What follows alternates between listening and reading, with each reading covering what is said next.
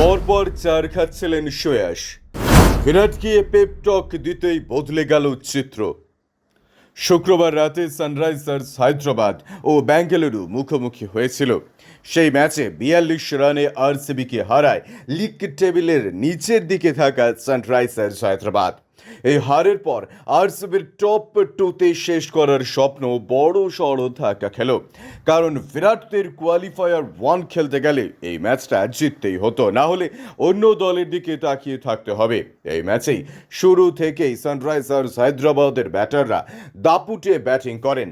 Travis head এবং অভিষেক শর্মার পর ঈশান কিষানও ৪-৬-এর পার্টিতে যোগ দেন। এরপর হেনরিক ক্লাসেনও দলের রানকে এগিয়ে নিয়ে যান। বিরাট কোহলির একটি পরামর্শ দেন, তাতেই প্রোটিয়া তারকার উইকেট পকেটে পুড়ে ফেলেন শ্রেয়াস।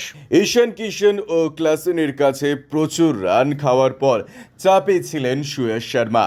পরপর ৩টি বলে ৪ খেতেই তার কাছে এগিয়ে যান বিরাট কোহলি। বেশ কিছু